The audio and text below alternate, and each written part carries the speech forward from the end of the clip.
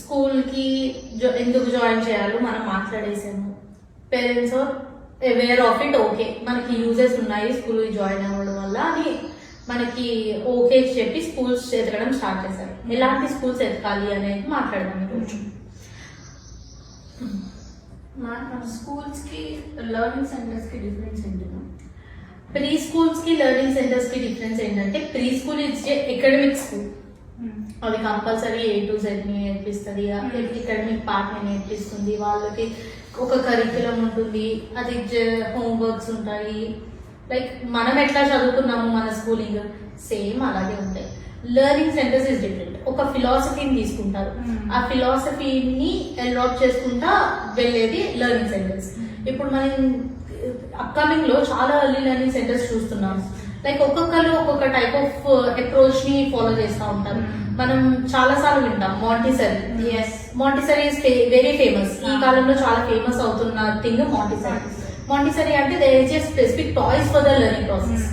ఇప్పుడు ఒక shapes నేర్పిస్తున్నాము, shapes board ఉంటుంది, అది ఎక్కడైనా చేసుకోవచ్చు. క్లాస్ రూమ్ లో చేసుకోవచ్చు, హోమ్ లో చేసుకోవచ్చు, ఎక్కడైనా చేసుకోవచ్చు. That is a Montessori type of education. Activity based, ఎందుకంటే యాక్టివిటీ చేస్తా నేర్చుకుంటున్నారు. Activity based of education, play and learn type.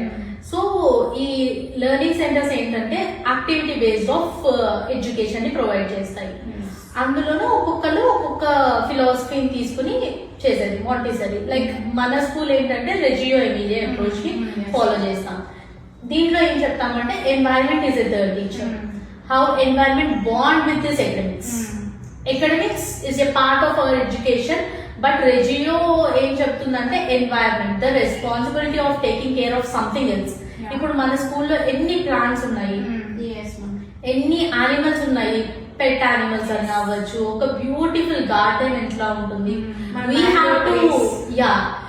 Have to take care about that కదా. ఆ లవ్ బాండ్, నేచర్ బాండ్ అనేది గిఫ్ట్స్ కూడా మనం ప్రొవైడ్ చేస్తున్నాం. వాళ్ళకి ఆ నేచర్ తో బాండింగ్, ఆ లవ్, ఎఫెక్షన్ అనేది ఎలా ఉందని మనం క్రియేట్ చేస్తాం. ఇప్పుడు గుర్తుందా సదాఫ్ నాటిన ప్లాంట్ ఇప్పుడు ఫ్రూటింగ్ అవుతుంది.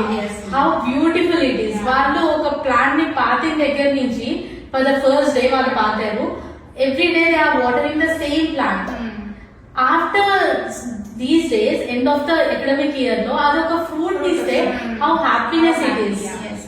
తనకి ఆ ప్లాంట్ తో బాండింగ్ బాండ్ కదా, ఒక రెస్పాన్సిబిలిటీ. తనకి వచ్చిన వాటర్ వేయాలి, అదొక మంచి ఫ్రూటింగ్ ఇస్తుంది.